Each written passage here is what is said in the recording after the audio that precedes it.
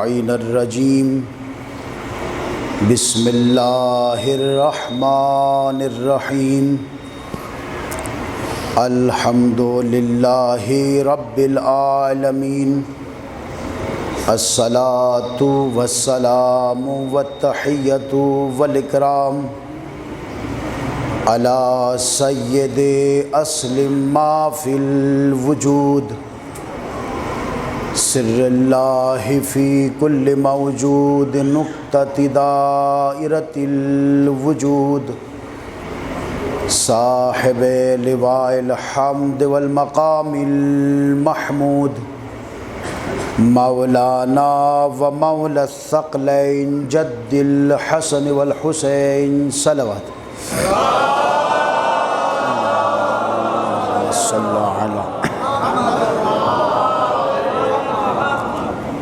وعلى آلہ الطیبین الطاہرین المظلومین المنتخبین المیامین اما بعد فقد قال اللہ تبارک وتعالی فی قرآن المجید قولہ الحق للحق فی الحق بسم اللہ الرحمن الرحیم ذالک بأن اللہ لم یک مغیرا نعمتا انعمها علی قوم حتی یغیروا ما بانفسهم صلوات علی محمد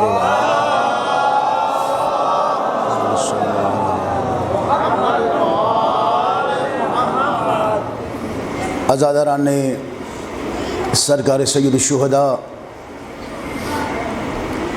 پیروان ولایت و امامت، صاحبان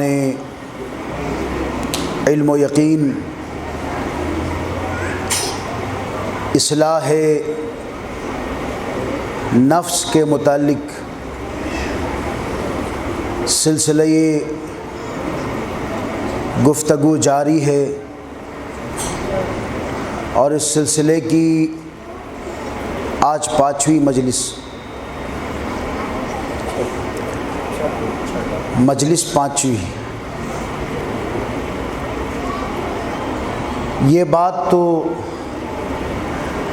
طے ہے کہ جیسا پلیٹ فارم آل محمد کے چاہنے والوں کو فرش عزا جیسی نعمت کی شکل میں ملا ہے، خدا شاہد ہے یہ نعمت دنیا کی کسی قوم کو نصیب نہیں ہے، اور یہی نعمت ہماری پہچان ہے، اور یہی نعمت ہماری انفرادیت ہے، اور یہی نعمت عزاداری اصلاح نفس کا بہترین موقع ہے۔ اسی فرش عزا سے دین بھی دنیا بھی، اسی فرش عزا سے دنیا بھی آخرت بھی، اسی فرش عزا سے علم بھی آگاہی بھی، اسی فرش عزا سے شجاعت بھی استقامت بھی اور مقاومت بھی حاصل کر سکتے ہیں۔ آپ بخوبی واقف ہیں دنیا کے اندر بڑی بڑی طاقتیں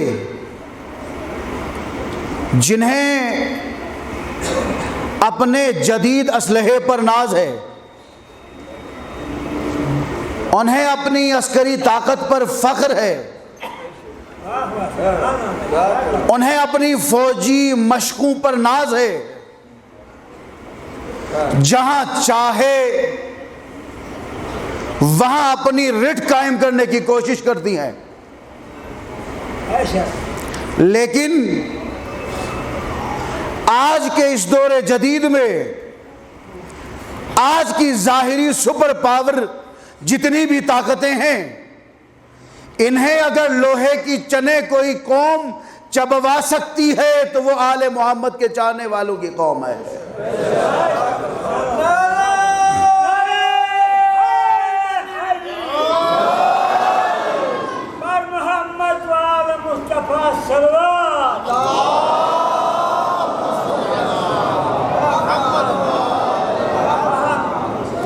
دیکھیں بڑی بڑی شجاع قومیں دنیا میں موجود ہیں، بڑی بڑی طاقتیں موجود ہیں، اگر ان طاقتوں کو سرنگوں کرنے والی کوئی طاقت ہے تو وہ طاقت اس قوم کے پاس ہے کہ جس کے پاس عزاداری ہے، اس قوم کے پاس وہ طاقت ہے جس کے پاس حسین جیسے اصحاب موجود ہیں۔ توجہ چاہتا ہوں، پوری توجہ چاہتا ہوں، یہاں پہ کوشش کر کے مختصر پڑھوں گا لیکن جامع پڑھوں گا۔ میں کل کی مجلس میں عرض کر چکا ہوں، مولا ابا عبداللہ الحسین نے اپنے اصحاب پر فخر کیا۔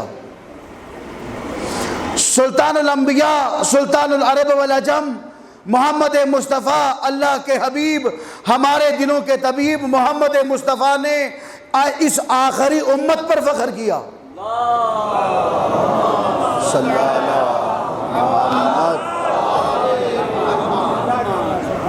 یہ دو جملے ہیں۔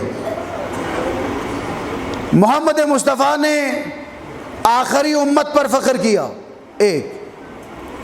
فرزند محمد مصطفیٰ نے اپنے اصحاب پر فخر کیا اور فرمایا کہ جیسے اصحاب مجھے ملے ہیں، نہ میرے بابا کو ملے نہ میرے نانا کو ملے۔ اس عزاداری کے اندر طاقت کیوں ہے؟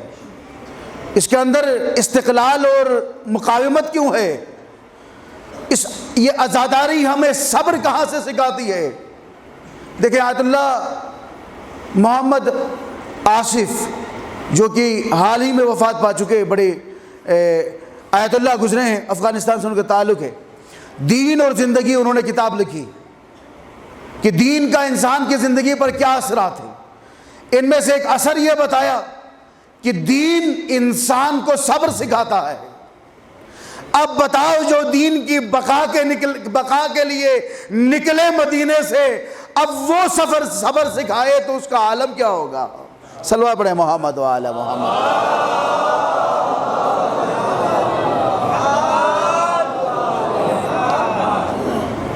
دین صبر سکھاتا ہے، دین مقاومت سکھاتا ہے، دین اجتماعیت کو سکھاتا ہے۔ فائدہ یہ ہے۔ تو اب بتاؤ کہ وہ حسین کہ جو دین کو بچانے نکلے، جو کلمہ لا الہ کو بچانے نکلے، وہ جو صبر دیں گے اس صبر کا مقام کیا ہوگا؟ آپ پہلے حسین کے صبر کو دیکھیے، کتنا صبر ہے۔ اصحاب حسین کا صبر دیکھیے، دیکھیے جانثاری سکھاتا ہے دین، قربانی سکھاتا ہے دین۔ اب بتاؤ کہ جو دین پر قربان ہونے کے لیے کربلا نکلے، ان کی قربانی کا عالم کیا ہوگا؟ دیکھیں ان کی قربانی کا عالم ہوگا۔ جوان تو جوان، بزرگ سے بزرگ بھی۔ ویسے ایک بات تو ہے، یہ نہیں کہنا چاہیے، جو بھی آل محمد کے رکاب میں چلا جاتا ہے، اگر وہ 85-90 سال کا بوڑھا ہے بھی تو وہ بوڑھا نہیں کہلاتا، وہ بوڑھا نہیں کہلاتا، وہ جوان ہی ہو جاتا ہے۔ تاریخ گواہ ہے، آپ سعید ابن جبیر کی تاریخ کو اٹھا کر دیکھیں، سعید ابن جبیر کی تاریخ کو، کون ہے یہ؟ دیکھیے آج کے دور میں یزید سے مقابلہ کرنے کے لیے سعید ابن جبیر جیسے بزرگ چاہیے، آج کی یزیدیت کو للکارنے کے لیے۔ ویسے کل بھی میں عرض کر چکا ہوں، مجھے نہیں معلوم کہ میں نے اس مجلس میں عرض کیا یا چھت والی مجلس میں، یہ جملہ میں نے ذات عاشوراء کا پڑھا تھا، فَيَا لَيْتَنِي كُنْتُ مَعَكُمْ فَأَفُوزَ فَوْزًا عَظِيمًا۔ اے کاش کہ ہم کربلا میں ہوتے، مولا میں کربلا میں ہوتا تو میں بھی اس عظیم منزل پر فائز ہو جاتا، یعنی آپ کے لیے قربان ہونے والوں میں میرا نام بھی آتا۔ یہ ذات عاشورہ کا جملہ ہے، یہ جملہ پڑھنا بہت آسان ہے، اس جملے کی ورد کرنا آسان ہے، لیکن اس پر پورا اترنا بڑا مشکل ہے۔ دیکھیے اس پر پورا اترنا بڑا مشکل ہے، اس پہ بھی بات ہوگی، وہ جن پر فخر کیا اس پہ بھی بات ہوگی۔ اب توجہ اس پہ کر لیں، سعید ابن جبیر جیسا حوصلہ آپ جیسے بزرگوں میں چاہیے، عباس جیسا حوصلہ، علی اکبر جیسا حوصلہ آپ جیسے جوانوں میں چاہیے، زینب و کلثوم جیسا، رباب جیسا اور حضرت لیلا جیسا کلیجہ ہماری ماؤں میں چاہیے، سکینہ جیسی ہمت، رقیہ جیسی ہمت ہماری بچیوں میں چاہیے۔ پھر میں کہتا ہوں کہ آج کے اس جدید دور میں یزیدیت جتنی بھی طاقتور ہو جائے، میدان جہاں بھی چن لے، حسینیت کے اندر اتنی طاقت ہے کہ وہاں کی مٹی چٹوا سکتی ہے۔ اور یہ یاد رکھیں ایک جملہ جو مولا نے وقت آخر فرمایا تھا، وقت آخر ہے کوئی ایسا حل من ناصر ینصرنا، دیکھیں ہے کوئی ایسا کہ جو زہرا کی لال کا مدد کرے، ہے کوئی ایسا جو میری مدد کے لیے آئے۔ دیکھیے وہ شعار صرف وہاں پہ جو کربلا میں موجود تھے ان کے لیے نہیں تھا، صبح قیامت تک آنے والے ہر باضمیر کے لیے مولا حسین کی یہ صدا تھی، چونکہ کربلا میں جو جنگ لڑی گئی یہ حسین اور یزید کی جنگ نہیں تھی، یہ حسینیت اور یزیدیت کی جنگ تھی۔ اب حسینیت اور یزیدیت کی جنگ صبح قیامت تک چلتی رہے گی، اس لیے ہر دور کے یزید کے مقابلے میں ہر دور کے حسین کی آواز پر لبیک کہنے والے ہر باضمیر کو پکار کر میرے مولا نے یہی کہا تھا، حل من ناصر ینصرنا۔ تو آج آپ میں سے کوئی بزرگ حبیب بن کر لبیک یا حسین کہے،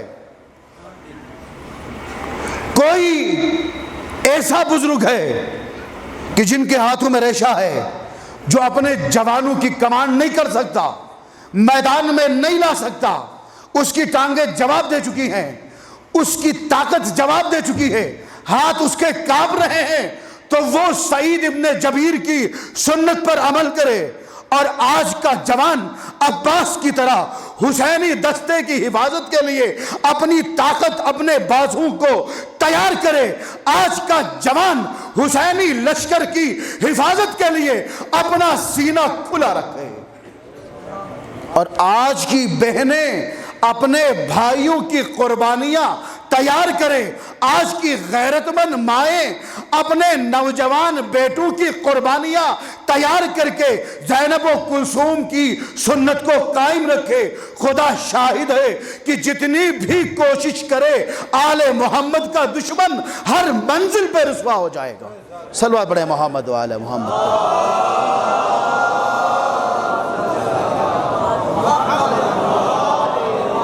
کون ہے یہ سعید ابن جبیر؟ سعید ابن جبیر کون ہے؟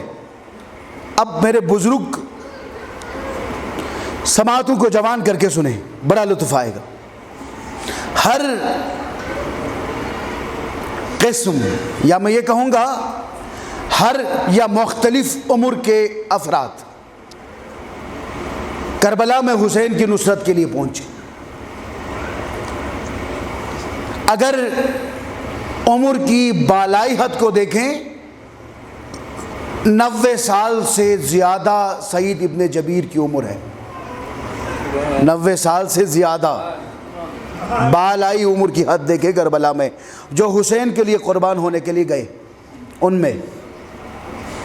اگر کم سنی میں دیکھا جائے تو عالم یہ ہے کہ صبح عاشور تک، بلکہ میں یہ کہوں گا الفاظ بدل کے 9 محرم تک عرب کی روایت کے مطابق اصغر قربانی کے قابل ہی نہیں رہے۔ عرب میں ایک دستور ہے، قربانی کے لیے شرط بھی یہ ہے کہ کم از کم 6 مہینے ہونے چاہیے۔ معلوم ہے کہ یہ عاشور 9 محرم کو ہونی تھی، نہیں ہے، اس ایک دن کے لیے مؤخر کیا گیا۔ وجہ کیا ہے؟ چونکہ ابھی 6 مہینے پورے ہونے میں اصغر کا ایک دن باقی تھا۔ 6 مہینے کے اصغر سے لے کے 85 سال کے حبیب تک، 85 سال کے حبیب سے لے کے 90 سے 95 سال کے سعید ابن جبیر تک کہنا یہ چاہتا ہوں کہ ہر عمر کے حصے میں آئے ہوئے بزرگ بھی تھے، جوان بھی تھے، بچے بھی تھے، حسین کی قربانی کے لیے آئے ہوئے تھے۔ صلوات پڑھیں محمد وآل محمد پر۔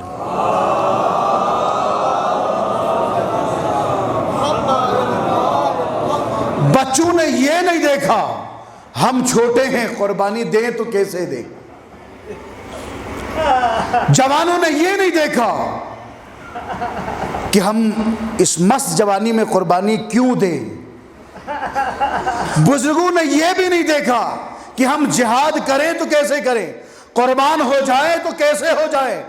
اب اس جملے میں توجہ کر لیں، ایک ایسا صحابی بھی آیا ہوا ہے جس کے ہاتھوں میں ریشہ ہے، کانپتے ہیں ہاتھ اس کے، ٹانگیں اس کی ہل رہی ہیں، کمر خمیدہ ہو چکی ہے، داڑھی سفید ہو چکی ہے، طاقت مکمل جواب دے چکی ہے، لیکن پھر بھی کربلا میں موجود ہیں۔ تیر اٹھانا چاہتا ہے، تیر اٹھایا نہیں جا رہا، کمان اٹھانا چاہ رہا ہے، کمان اٹھایا نہیں جا رہا، سوار ہو کے سواری کرنا چاہتا ہے، سواری نہیں ہو رہی، یعنی حیران ہے، پریشان ہے۔ جب سے کربلا پہنچا ہے دن بدن وقت قربانی قریب آتی جا رہی ہے، اس کی پریشانی بڑھتی جا رہی ہے کہ اب تو ہر کوئی قربانی پیش کرے گا کہ میں بوڑھا، میں بزرگ، میں کمزور، قربانی دوں تو کیسے دوں۔ دیکھیں کچھ آل محمد کے چاہنے والے ایسے ہیں، حسین پہ قربان کرنے والے ایسے ہیں۔ دنیا میں جب تک ایسے افراد آل محمد پہ قربان ہونے والے اگر ایک بھی یا 2 بھی ہے تو یاد رکھے یزیدیت حسینیت کا کچھ نہیں بگاڑ سکتی۔ دیکھیں آج بھی میں کہتا ہوں سعید ابن جبیر کی طرح آج بھی بم دھماکے کی وجہ سے ایک ہاتھ پہ چوٹ آئی ہے، میرے رہبر معظم کی، بزرگ ہو چکا ہے، عصا لے کر چلتا ہے، لیکن میں کہتا ہوں جب تک زمانے کے حسین پہ قربان ہونے کے لیے آیت اللہ خامنائی جیسے اور علی سیستانی جیسے اور حسن نصر اللہ جیسی شخصیات موجود ہے، یزیدیت جہاں جہاں چاہتی ہے میدان چن لے، شکست تمہارا مقدر بن جائے گا۔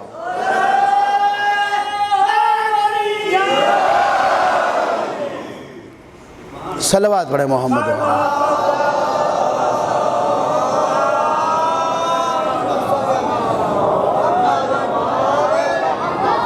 اس لیے تو ہم کہتے ہیں شورش غم شدید ہو جاتی، شورش غم شدید ہو جاتی، روح ہستی پلید ہو جاتی۔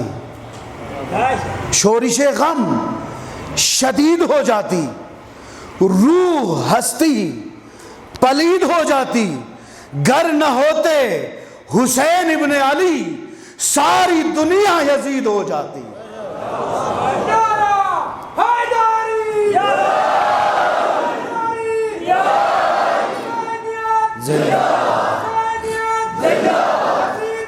مردہ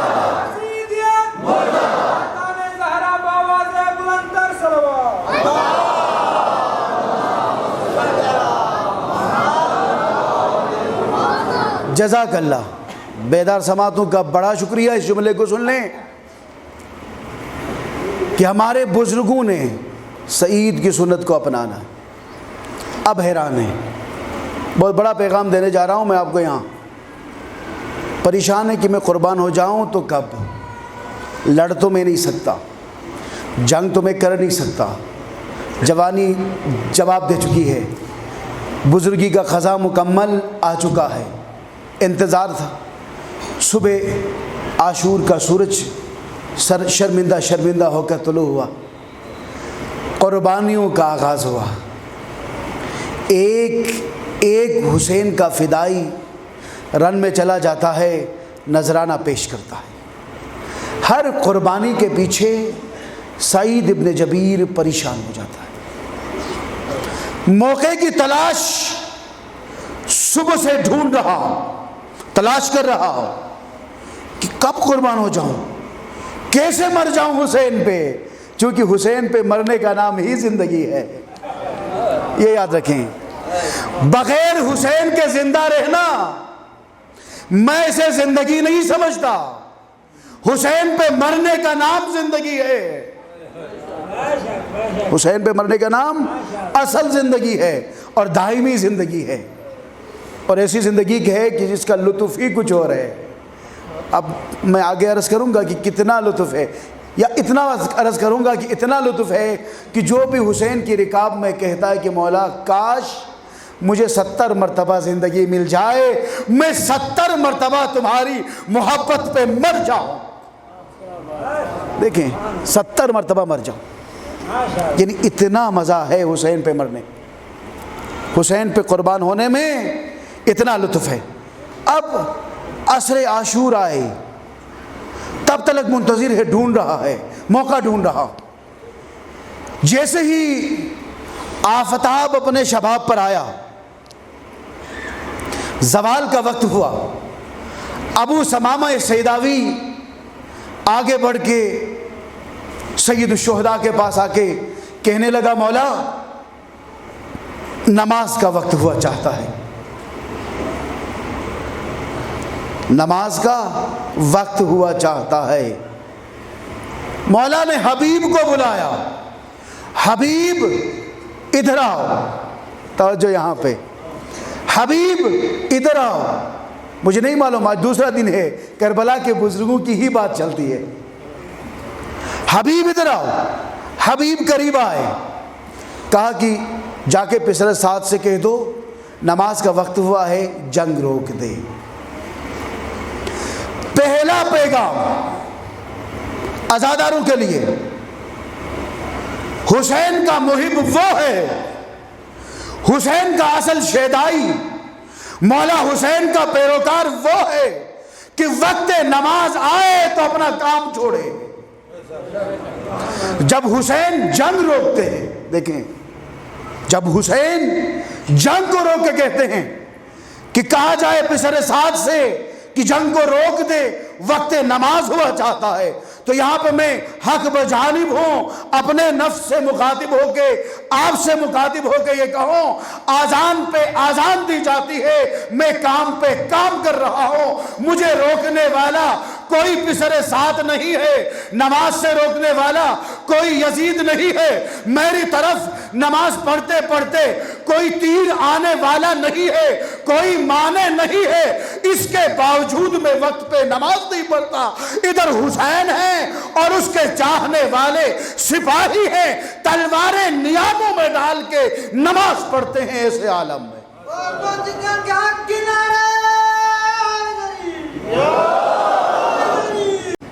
توجہ کی اس پہ کتنی اہمیت ہے نماز کی۔ اب ہمیں اپنے گریبانوں میں جھانک کے یہ دیکھنا ہوگا کہ یہ کوالٹی ہمارے اندر ہے یا نہیں ہے۔ اب یہ کوالٹی جس کے اندر ہے وہی ڈھونڈتے ہیں شہادت کی منزل کو۔ اب عصر عاشور کے لیے جنگ رک گئی۔ توجہ تو ہے آپ کی میری طرف؟ بھرپور توجہ ہے تو پڑھوں گا یہاں سے آگے۔ نماز کے لیے جنگ رک گئی، صفیں کھڑی ہو گئی۔ دیکھیں ادھر حسینی صفیں نماز کے لیے کھڑی ہو گئی، اور ادھر کمان میں تیر آئے، فوج عشقیہ تیار ہو گئی۔ پہلی مرتبہ سعید ابن جبیر کے چہرے پہ خوشی کے آثار دیکھے گئے،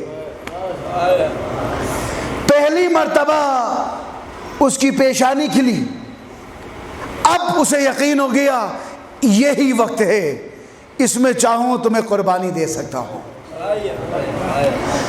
ہانپتے کانپتے مولا کے پاس گئے، جا کہا مولا ایک گزارش ہے۔ فرمانے لگے سعید کیا کہنا چاہتے ہو؟ کہا مولا آپ کو معلوم ہے میں جنگ نہیں لڑ سکتا، میں آپ کی محبت میں تیر نہیں چلا سکتا، میں دشمن پہ وار نہیں کر سکتا، لیکن ایک کام کر سکتا ہوں، کیا؟ تیری محبت میں تیر کھاؤں۔ دیکھیں آل محمد کی محبت میں تیروں کو ہی دشمنوں پہ برسانا صرف حسینیت کا نام نہیں ہے، ان کی محبت میں تیر کھانا بھی حسینیت ہے۔ صرف ان کی محبت میں مار دینا آل محمد کے دشمن کو ہی حسینیت کا نام نہیں ہے، ان کی محبت میں تیر کھا کے مر جانا بھی حسینیت ہے۔ یہ سعید ابن جبیر نے بتایا۔ کہا مولا مجھے موقع دیجئے، آپ امامت کرائیے، میں آگے سے کھڑا ہوتا ہوں، جو بھی تیر آتا ہے میں محافظ بن کے کھڑا ہو جاتا ہوں، میں کھڑا ہو جاتا ہوں محافظ بن کے۔ جماعت قائم ہو گئی، آگے ہیں حسین ابن علی، ان سے آگے ہیں یہ کربلا کے بزرگ۔ ابھی ابا عبداللہ الحسین نے تکبیر پڑھی، اللہ اکبر، پھر وہی بات جو اقبال نے کہا تھا، قتل شبیر ہوا نعرے تکبیر کے ساتھ، یعنی ادھر حسین ابن علی نے اللہ کی کبریائی کا اعلان کیا، اللہ اکبر، ادھر تیر آزاد ہو گئے۔ اب جب سعید ابن جبیر کی جرأت کو دیکھیے، جہاں سے تیر آتا ہے وہاں چلا جاتا ہے۔ دائیں سے تیر آیا، دائیں کی طرف بڑھا، تیر اپنے سینے پہ لیا، بائیں سے تیر آیا، بائیں طرف بڑھا، تیر اپنے سینے پہ لیا، آگے سے تیر آتا ہے، 2 قدم آگے بڑھتا ہے، تیر کا پھل سینے پہ لیتا ہے، یعنی جہاں سے تیر آتا ہے وہاں کھچ کے عشق حسینی میں چلا جاتا ہے، تیروں کو اپنے جسم پہ لیتا ہے۔ ادھر نماز تمام ہو گئی، سلام پھیر لیا، السلام علیکم ورحمت اللہ وبرکاتہ کہہ کر حسین نے جیسے ہاتھ اٹھائے، سعید ابن جبیر غش کھا کر حسین کے زانوں پہ گر پڑے۔ اب کربلا میں کیا دیکھا گیا؟ حسین کا زانو ہے، سعید کا سر ہے۔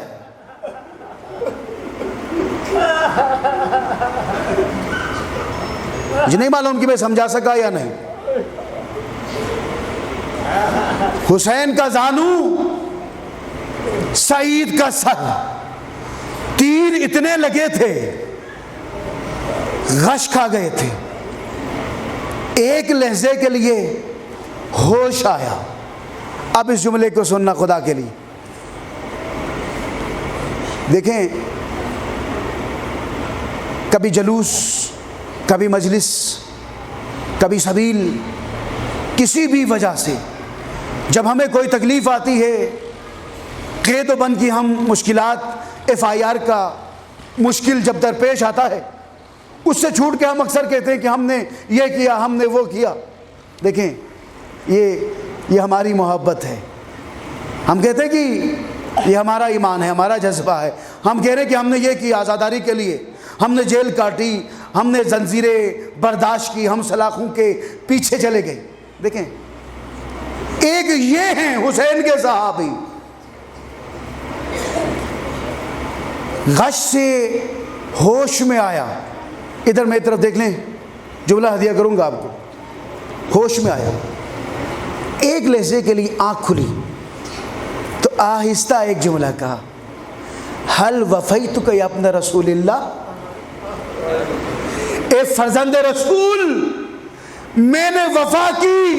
اللہ اکبر، یعنی محافظ نماز بن کے اتنے تیر کھا کے گش کھا کے کہتا ہے مولا میں نے وفا کی۔ اللہ اکبر۔ اور سخی ابن سخی کو دیکھیے، کریم ابن کریم کو دیکھیے، فرزند کریم ابن کریم کو دیکھیے، جب آل محمد عطا کرنے پہ آتے ہیں تو اس طرح عطا کرتے ہیں۔ جواب دیکھیے مولا کا، فرمانے لگے اے سعید ابن جبیر انت امامی فی الجنہ، سعید تم وفا کی بات کرتے ہو، تم جنت میں میرے امام ہوں گے۔ اب اس جملے کو سمجھنے کی ضرورت ہے۔ تم جنت میں میرے امام ہوں گے۔ امام کہتے ہیں آگے بیٹھنے والے کو، کہتا ہے کہ تم نگہبان نماز ہو، نگہبان صلاۃ ہو، تم حسین کے محافظ ہو۔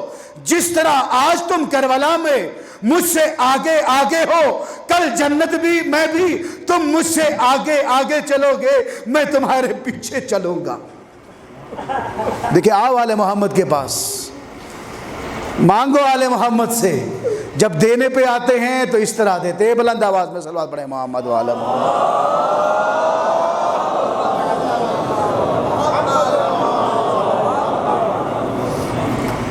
یعنی ایسے صحابی تھے حسین کے پاس، موجود تھے۔ اس لیے تو مولا نے فرمایا کہ جیسے اصحاب مجھے ملے ہیں ایسے کسی کو نہیں ملے۔ اس جملے پہ آغائے فیاضی کو، اس کو فیاض کہتی ہیں، فیاضی کہتی ہیں، ایران کے بہت بڑے عالم دین گزرے، آغائے فیاض، ان کو تردد تھا اس میں، ہمیشہ متردد رہتے تھے، سوچتے تھے اور کہتے تھے نہیں مولا نے ایسا تو نہیں کہا ہوگا۔ توجہ کی اس پہ۔ اور یہ طہارت روح کتاب کا حوالہ دے رہا ہوں، جس میں آیت اللہ شہید مطہری کے افکار لکھے گئے ہیں، اور انہی کی ریفرنس سے یہ واقعہ وہاں پہ لکھا۔ آغائے فیاض کو ہمیشہ یہ خیال آتا تھا مولا نے ایسا نہیں کہا ہوگا کہ ان اصحاب نے کیا کیا ہے، اتنا بڑا کمال تو نہیں کیا، یا مولا نے یہ نہیں کہا ہوگا۔ مولا تو کربلا میں شہید ہو گئے، مولا کو تو کوئی بچا نہیں سکا، سب کچھ تو کربلا میں لٹ گیا، یہ نہیں کہا ہوگا۔ اسی تردد میں تھے۔ ہوا کیا، ایک مرتبہ رات اسے خواب آیا، مجلس تمام، پیغام پہنچ گیا یہاں پہ، اور اسی کے ساتھ پیغام پہنچ بھی جائے گا۔ خواب آیا، کیا دیکھتا ہے، کربلا سج گئی ہے، عصر عاشور کا وقت ہے، نماز کھڑی ہو گئی ہے۔ توجہ کی اس پہ، نماز کھڑی ہو گئی ہے۔ مولا حسین آغائے فیاض کو پکارتے ہیں، آغائے فیاض ہم نماز پڑھائیں گے، آپ نماز کی حفاظت کریں۔ دیکھیں، آپ نماز کی حفاظت کریں، ہم نماز پڑھائیں گے۔ کہتا ہے کہ مجھے بہت خوشی ہوئی، چونکہ میری خواہش تھی فَيَا لَيْتَنِي كُنْتُ مَعَكُمْ فَأَفُوزَ فَوْزًا عَظِيمًا، اے کاش کہ میں کربلا میں ہوتا تو اس اعلیٰ مقام پہ فائز ہو جاتا، یہ میری خواہش تھی۔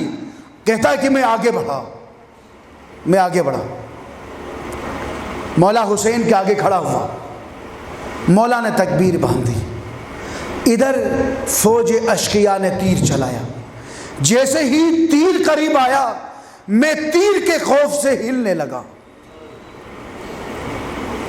جیسے تیر قریب آیا میں خوف کی وجہ سے، تیر کی خوف کی وجہ سے میں ہلنے لگا، تیر مولا پہ جا لگا۔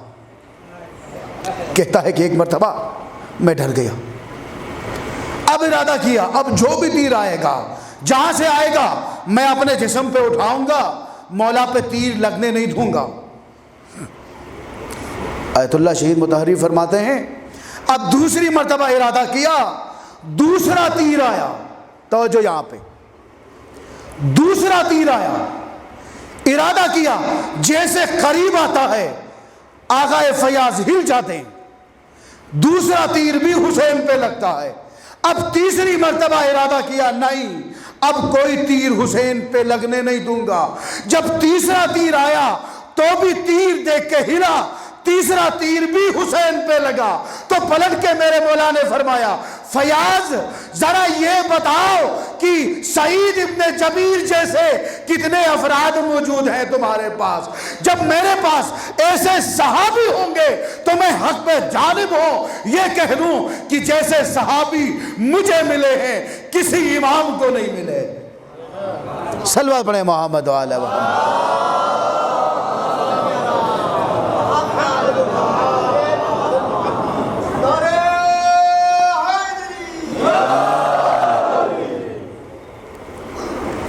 تو سامعین محترم، ہر کسی کی قربانی منفرد ہے کربلا میں۔ مردوں کی قربانیاں دیکھیں یا خواتین کی، ایک سے ایک بے مثال، ایک سے ایک کی قربانی بڑی قربانی۔ ہر ماں، ہر بہن اپنی قربانی کو لے کر آئی کربلا میں۔ ان ماؤں میں سے ایک ماں کا نام ہے شریکۃ الحسین زینب، جو کربلا خالی ہاتھ نہیں آئی، اپنی قربانیوں کو لے کر آئی۔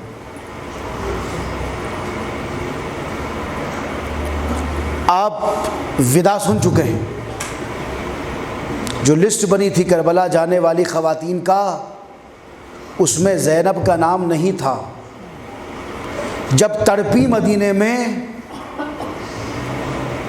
مدینے میں تو مولا نے فرمایا بہن زینب تمہارے شوہر نامدار عبداللہ بیمار ہیں، اگر وہ اجازت دیتے ہیں تو مجھے کوئی اعتراض نہیں ہے۔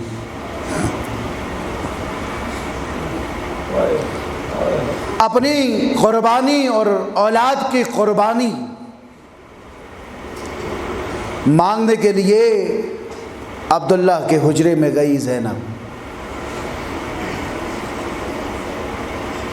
چہرے کا رنگ متغیر ہو چکا ہے۔ عبداللہ نے پہلی مرتبہ اپنے گھر میں زہرا کی بیٹی کو اتنا پریشان دیکھا۔ پوچھا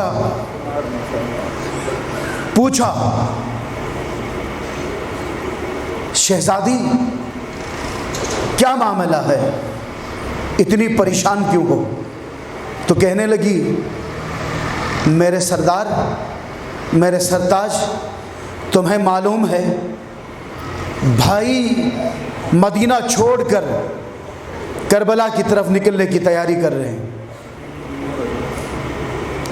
یہ تو تم جانتے ہو کہ ان کے بغیر میں ایک لہجہ بھی زندہ نہیں رہ سکتی۔ تفصیل میں نہیں جاؤں گا۔ اجازت ملی عبداللہ کی طرف سے، زینب کبریٰ اپنے حجرے میں گئی، تھوڑے سے تبرکات ایک چادر میں لپیٹ کر گھر سے خدا حافظ کے باہر نکلی۔ ابھی دہلیز سے تھوڑا سا باہر آئی تھی، پیچھے سے آواز آئی شہزادی حسین پہ قربان ہونے کے لیے تنہا جاؤ گی؟ شہزادی پلٹی تو منظر ہی کچھ اور تھا۔ کیا تھا؟ بیمار ہیں عبداللہ، اپنے دونوں شہزادے اون و محمد کا سہارا لے کے گھر کی دہلیز سے باہر آ کے شہزادی سے فرمانے لگے شہزادی یہ لینا میری طرف سے، ایک کو میری طرف سے قربان کرنا، ایک کو اپنی طرف سے فدیہ کرنا۔ اب زینب اپنی دونوں قربانیوں کو لے کر آئی کربلا، مقتل سج گئی، قربانیوں کا آغاز ہو چکا۔ ایک جملہ عرض کروں، شب عاشور کا جملہ ہے جو خصوصی مانگ کر مہلت لے کر شب عاشور کی رات، اس کا جملہ ہے۔ آدھی رات کو مولا حسین خیموں کا جائزہ لے رہے تھے. خیموں کا جائزہ لیتے لیتے جب بہن کے خیمے کے دروازے پر پہنچے تو کیا سنا؟ بہن کیا کہہ رہی ہے؟ کیا سنا حسین نے؟ اون محمد ہیں، بالوں کو سنوارا ہے زینب نے، ایک کو دائیں ایک کو بائیں بٹھا ہے، سر پہ ہاتھ کھینچ کے یہی کہتی ہے میرے شیرو، جعفر طیار کے پوتو، علی مرتضیٰ کے نواسو، صبح جب قربانی کا وقت آئے گا تو سب سے پہلے بھائی پہ قربان ہونا.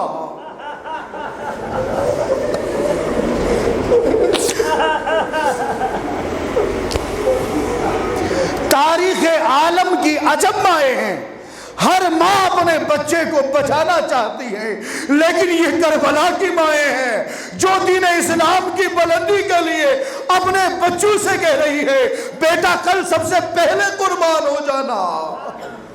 سلام ہو کربلا کی ماؤں پر ہمارا. صبح ہو گئی، خود بال سوارے، گرد و غبار صاف کیا، جنگی ساز و سامان پہنایا، تلوار ہاتھ میں دی، کہا کہ میرے شیرو جاؤ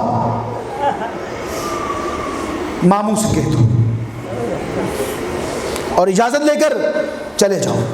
اب سن سکو تو سن لو یہ جملہ. جب ان نونہالوں کو حسین نے دیکھا، سر سے پاؤں تک جائزہ لیا.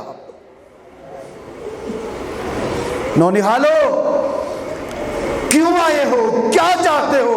تو کہتے ہیں ماموں جان قربان ہونا چاہتے ہیں. اللہ. تو کیا فرمایا مولا نے؟ پہلے اپنی ماں سے اجازت دو. تو جواب کیا دیا؟ ماموں جان ماں نے ہی تو تیار کر کے بھیجا ہے.